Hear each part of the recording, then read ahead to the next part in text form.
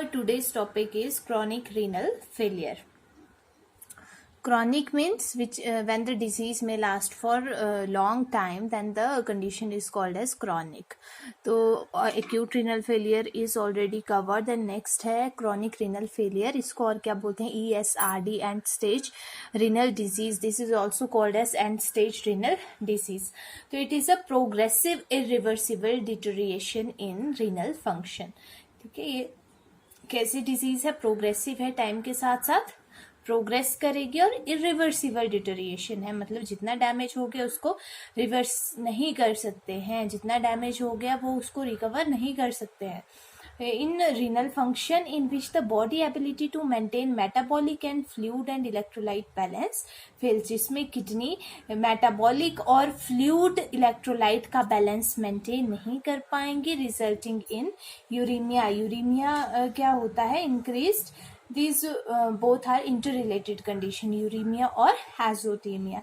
It is the increased urea or the nitrogenous containing compound in the blood such as urea, creatinine. तो जो waste product है that is increased in the body.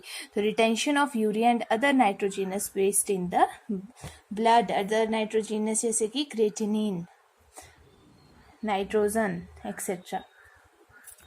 After that, definition क्या है? It is defined either the presence of kidney damage or GFR less than 60 ml per minute. तो chronic renal failure में या तो kidney damage हो जाएगी, या आप ऐसे बोल सकते हैं कि जो GFR है, GFR is glomerular filtration rate. GFR is less than 60 ml पर मिनट फॉर 3 months और लॉन्गर. अगर 3 महीने या उससे ज़्यादा टाइम तक GFR 60 ml पर मिनट से कम रहता है, या किडनी डैमेज हो जाते हैं, नेफ्रॉन डैमेज हो गए, ठीक है, तो that condition is called as chronic renal failure.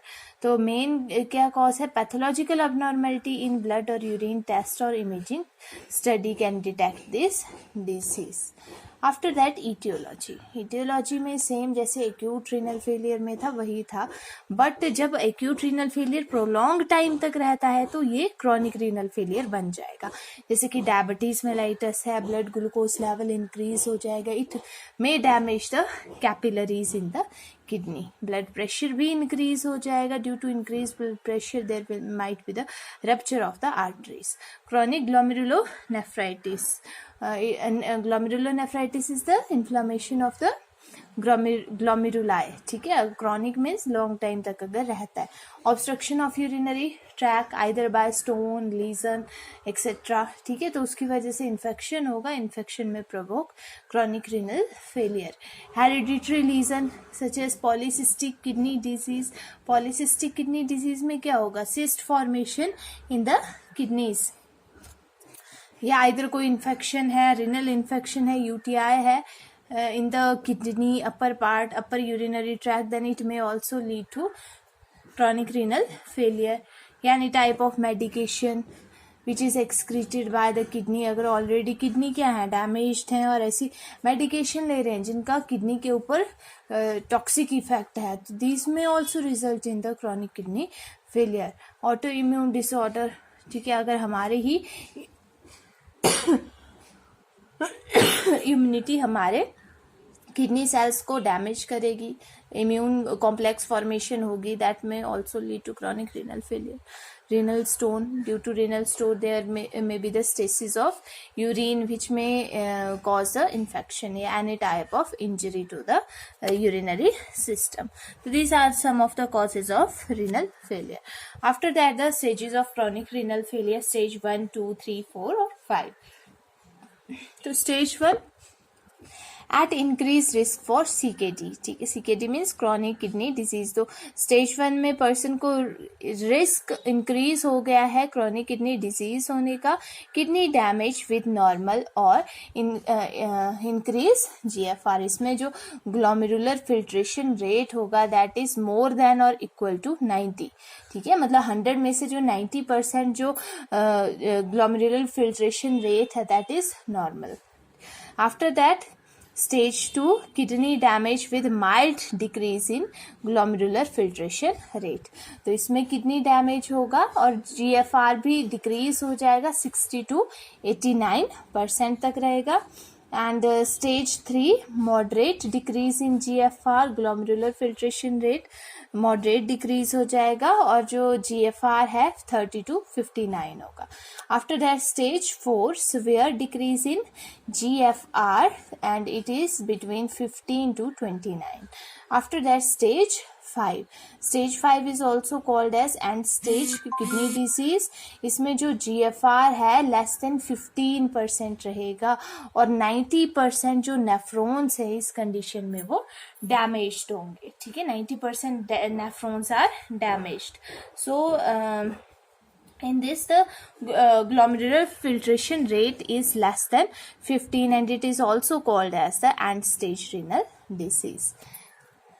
Clear? These are the stages of chronic renal failure. After that, the clinical manifestation. Clinical manifestation include system wise. First one is neurological system. Nervous system के ऊपर क्या effect होगा? Lethargy होगी person. क्यों lethargic होगा? क्योंकि uraemia है, azotaemia है, नाइट्रोजीनस वेस्ट इंक्रीज है. It may travel to the brain.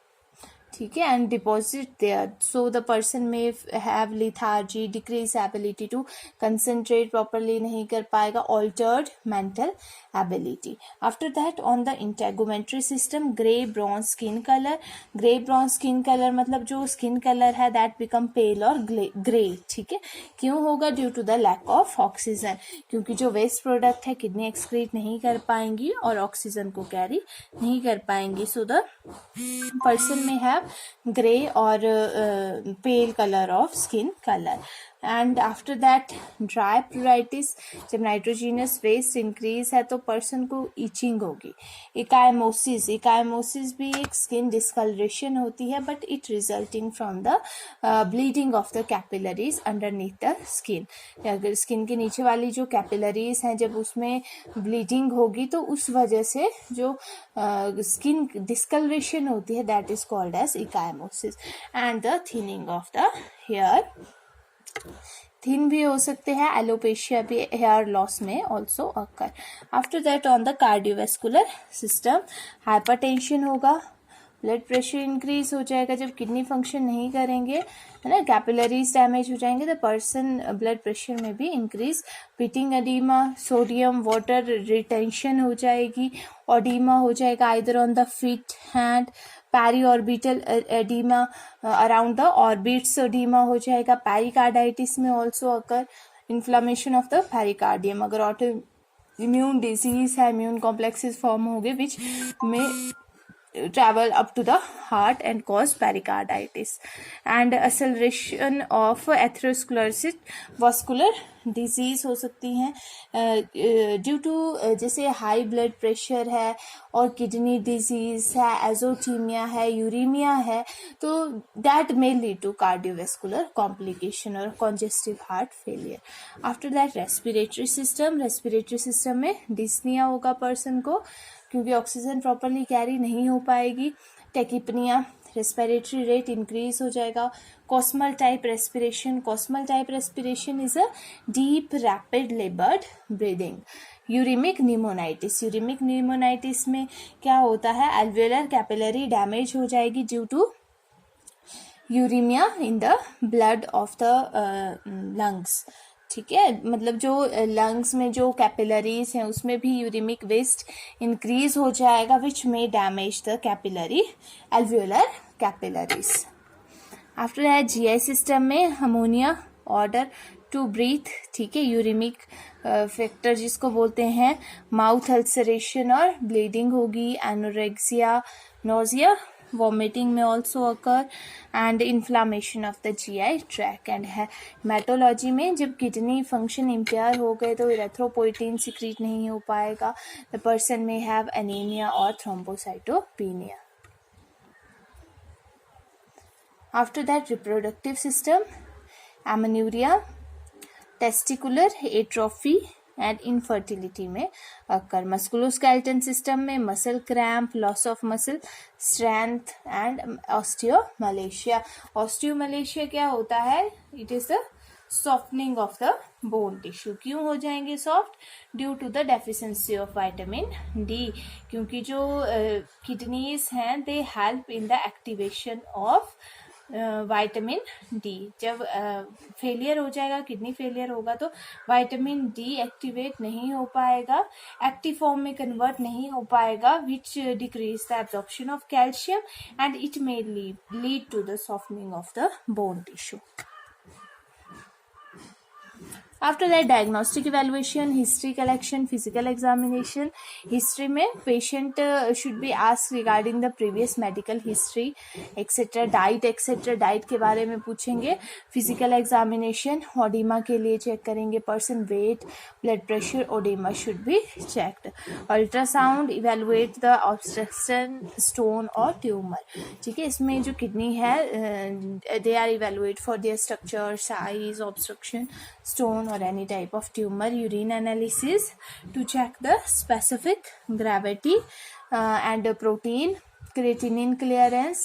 Blood test for one blood urea nitrogen, these are elevated. Normally is 10 to 20, but in this condition it is elevated. Creatinine level is also elevated, that is normal has 0.7 to 1.3.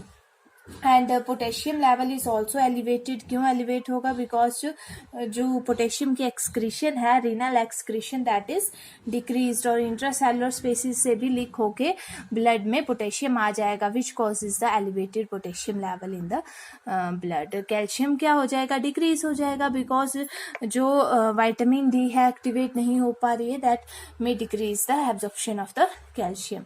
And renal biopsy for any to check the histological examination. After that, the medical management. Medical management में anti-hypertensive drugs can be given.